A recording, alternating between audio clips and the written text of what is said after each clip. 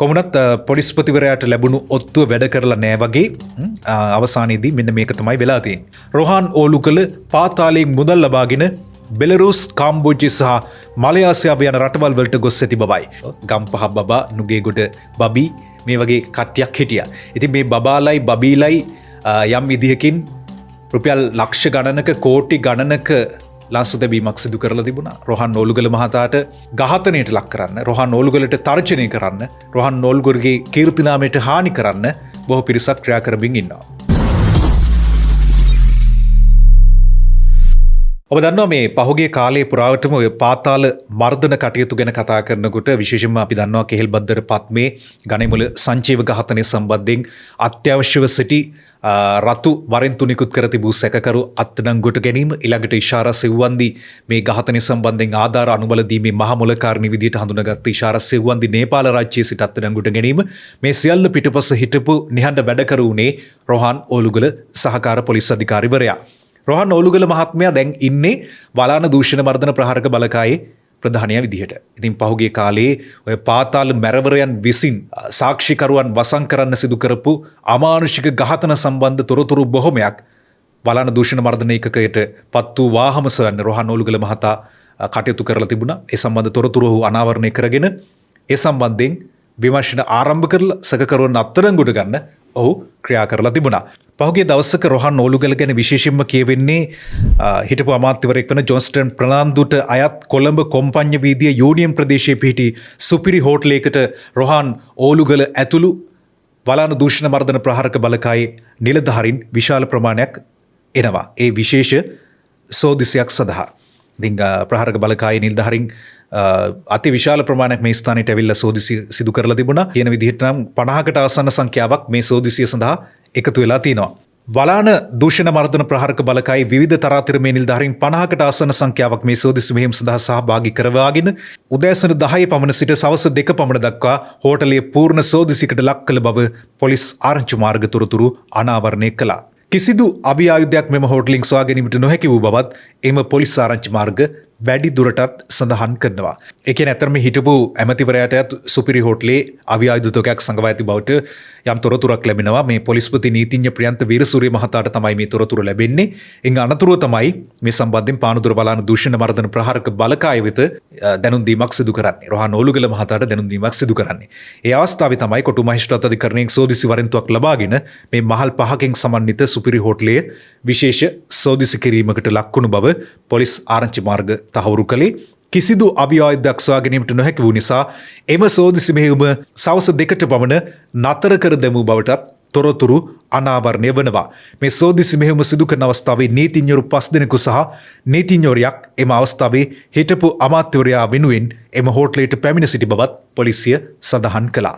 මේ නීතිඥවරුත් අපි දැක්කා යම් අදහස් පළ කිරීමක් සිදු කර තිබුණා කිසිම දෙයක් සොයාගන්න නොහැකි වුණු බව. කොමුණත් පොලිස්පතිවරයාට ලැබුණු ඔත්තුව වැඩ කරලා නෑ වගේ. මෙන්න මේක තමයි ඒ කතාව. කොමුණත් ඒ අතරවාරේ මේ රොහන් ඕලුගල මහතා ගැන යම් කතාබහක් අපිට අහන්න ලැබුණා. පහුගිය දවසක කංචිපානි ඉම්රාන්ගේ කියන හඬපටයක් සමාජ මාධ්‍යයේ සැරිසරන්න ගත්තා. ඒ වගේම ඔබත් ඒ හඬපටය අහන්න නැති අපිත් අපේ YouTube නාලිකාවේ ප්‍රචාරය කළා. මේ හඬපටයේ එක තැනක කංචිපානි ඉම්රාන් විශේෂ නමක් සඳහන් කරනවා. ඒ විශේෂ නම රොහන් ඕලුගලගේ නම. දැන් මේ රොහන් ඕලුගලගේ නම සඳහන් කරන්න හේතුවක් තියෙනවා. මේ වෙනකොට ආරංචි වෙන්නේ රොහන් ඕලුගල ඇතුළු පොලිස් නිලධාරීන් කිහිප දෙනෙක් ඉලක්ක කරගෙන ඔවුන්ට අභූත චෝදනා කරමින් මඩ ප්‍රවෘත්ති සහ YouTube සංවාද යොදාගෙන ඔවුන්ගේ කීර්තිනාමයට හානි කර පාතාල මෙහෙයුම් අකර්මණ්‍ය කිරීමේ වැඩපිළිවෙලක් මේ කංචිපානි ඉම්රාන් ඇතුළු පාතාල අපරාධකරුවන් විසින් ක්‍රියාත්මක කරමින් ඉන්න බව. විදේශගතව සිටින පාතාල නායක කංචිපානි ඉම්රාන් ඇතුළු දරුණු ගණයේ පාතාල නායකයන් කිහිප දෙනෙක්ම අත්අඩංගුවට ගැනීමේ විමර්ශන මේ වන විට ආරම්භ කරලා තිනවා.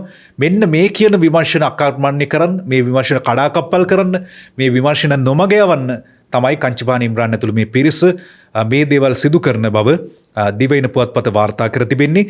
විදේශගතව සැඟව සිටින පාතාල අපරාධකරුවන් අත්අඩංගුවට ගෙන මෙරටට රැගෙනීමේ කාර්ය නිරතව සිටි රොහන් ඕලුගල මහතාට මේ වන විට අපි පහුගිය කාලෙත් වාර්තා කළා. මේ වන විට රොහන් ඕලුගල මහතාට යම්කිසි විදියකින් ජීවිත තර්ජන එල්ල වී තිබෙනවා. සහකාර පොලිස් අධිකාරී රොහන් ඕලුගල මහතාගේ කීර්තිනාමයට හානි වන ආකාරයේ හඬපටයක් මේ දිනවල සමාජ මාධ්‍ය ඔස්සේ ප්‍රචාරය වන අතර එම හඬපටය ප්‍රචාරය කරන පුද්ගලයා සම්බන්ධින්ද පොලිසිය අවධානය යොමුව තිබේ. මේ හඬපටේ පාතාල අපරාධකරුවන් වන කංචිපානි ඉම්රාන් සහ අරුන් අතර කෙරෙන සාකච්ඡාවක් අඩංගුවන අතර එහි රොහාන් ඕලුගල මහතාගේ නමද සඳහන් වෙනවා. මේ අපි කියපු හඬපටය කංචිපානි ඉම්රාන් එම හඬපටය ඔස්සේ පවසන්නේ රොහාන් ඕලුගල පාතාලයෙන් මුදල් ලබාගෙන බෙලරුස් කාම්බෝජ්‍ය සහ මලයාසියාව යන රටවල් වලට ගොස් ඇති බවයි.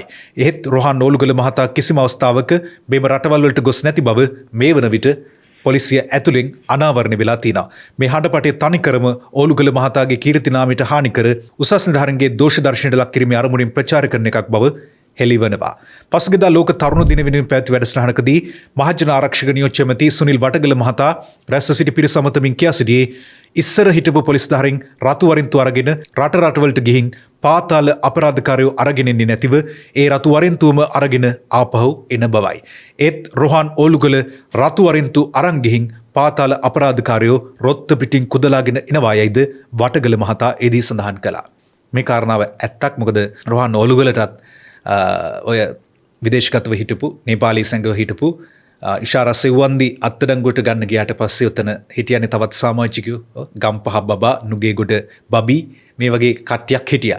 ඉතින් මේ බබාලයි බබීලයි යම් විදිහකින් රුපියල් ලක්ෂ ගණනක කෝටි ගණනක ලංසු දැබීමක් සිදු කරලා තිබුණා. රොහාන් ඕලුගල මහතාට තිබුණා මුළු ජීවිත කාලෙම මේ සැප සම්පත් භුක්ති විඳින්න තිබුණා ඒ මුදල් ලබා ගත්තා නම්. හැබැයි ඔහු ඒ අවස්ථාවේදීත් ඒ ලාංසුව ප්‍රතික්ෂේප කරලා තිබුණා. මුදල් ලබා ගැනීම ප්‍රතික්ෂේප කරලා තිබුණා. තමන්ගේ නීතිය රාජකාරිය අකුරටම කරන්න ඔහු ක්‍රියා කරලා තිබුණා.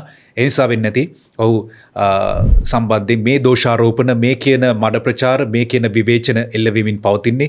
විශේෂයෙන්ම පාතාලය ඇතුළෙන්ම මේ විවේචන එල්ල වෙන තවත් හේතුවක් තියෙනවා. මොකද මේ රොහාන් ඕලුගල මහත්මයා කරපු වලාන දූෂණ මර්දන ප්‍රහාරක බලකායට පත් වුණාට පස්සෙත් රොහාන් ඕලුගල මහතා කරපු මෙහෙයුම් ගණනාවක් තිබෙනවා. මේ සමහර මෙහෙයුම් වලදී විශේෂයෙන්ම අභිආයුධ සූදානම් කරගෙන හෝටල් හිමියන් ඝාතනය කරන්න සූදානම්ින් හිටපු අවස්ථා, ඊළඟට තව විදිහකින් ඝාතන සිදු කරලා සාක්ෂි වසන් කිරීමේ යනවරින් කරපු තවත් ඝාතන, ඒ කියන්නේ සාක්ෂිකරුවන් ඝාතනය කිරීම, මේ සියල්ලක්ම රොහාන් ඕලුගල මහතාගේ මැදිහත් වීමෙන් සොයාගනු ලැබුවා. ඒ සම්බන්ධ තොරතුරු අනාවරණය කරගනු ලැබුවා. ඒ වගේම මේ ක්‍රියාවන් පිටිපස්සේ ඉන්න නිවැරදි පුද්ගලයන් කවුරුද කියලා හොයාගන්න, පාතාල කෙරුවන් කවුද කියලා නිවැරදි ආකාරයෙන් හඳුනගන්න රොහාන් ඕලුගල මහතාට හැකි වුණා. මේ සිදුවීම් නිසාම යම්කිසි විදිහකින් රොහාන් ඕලුගල ඝාතනයට ලක් කරන්න, රොහාන් ඕලුගලට තර්ජනය කරන්න, රොහාන් ඕලුගලගේ කීර්ති නාමයට හානි කරන්න බොහෝ පිරිසක් ක්‍රියා කරමින් ඉන්නවා.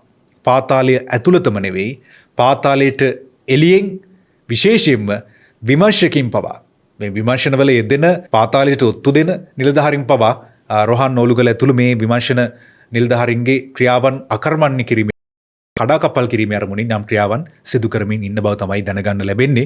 අපි දන්නවා මේ වෙනකොට මේ පාතාල ක්‍රියාකාරකම් සම්බන්ධයෙන් අපිට අහන්න දකින්න නොලැබෙන තරම්. මොකද පහුගිය කාලේ වකවානුව පුරාවටම පාතාලයේ හොල්ලගෙන හිටපු විදේශගතව සැඟව හිටපු අපරාධකරුවන් රාශියක් මෙරට රැගෙනීමට කටයුතු සිදු වුණා.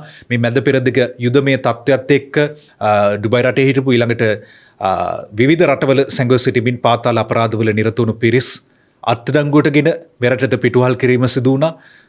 එතනදී තමයි ඔය ගොඩක් දෙනෙක් කතා කරපු බටුවත්තේ චාමර, ඊළඟට ඇල්ටු ධර්මී මේ වගේ පිරිස් අත්අඩංගුවට පත් වුණු බව අපිට දැනගන්නට ලැබුණා. ඒ විතරක් නෙවෙයි, මේ වෙනකොට සැඟවී සිටින, තවමත් සැඟවී සිටින පාතාල අපරාධකරුවන් යම්කිසි විදිහකින් බීතියෙන් පසු වුණ බවට ආරංචි වෙනවා. ඔවුන් යම් විදිහකින් අත්අඩංගුවට පත් වෙයිද, අත්අඩංගුවට පත් වුණොත් පිටුහල් කරයිද, එහෙම වුණොත් ආරක්ෂක අංශ වලට අහු වෙනවා. ආරක්ෂක අංශ ඔවුන්ගේ යට ගියාව හොයන්න ගන්නවා. විශේෂයෙන්ම අපි දන්නවා රතු වරින්තු නිකුත් කර තිබෙනවා දැනටම අපරාධකරුවන් ගණනාවකට. ඒ රතු වරින්තුකරුවන් කිහිප දෙනෙක් මෙරට රැගෙන ආවා. නමුත් තවත් රතු වරින්තුකරුවන් සැඟව සිටිනවා. මේ සම්බන්ධයෙන් විමර්ශන ක්‍රියාත්මක නිසා නුදුරේදීම අපිට ඒ පිරිස සම්බන්ධයෙන් යම් තොරතුරු දැනගන්නට ලැබෙයි. සූදානම් සමුගන්න බෙහෙන් හෙඩ්ලයින්ස් සමගින් නැවත දවසක එකතු වෙමු.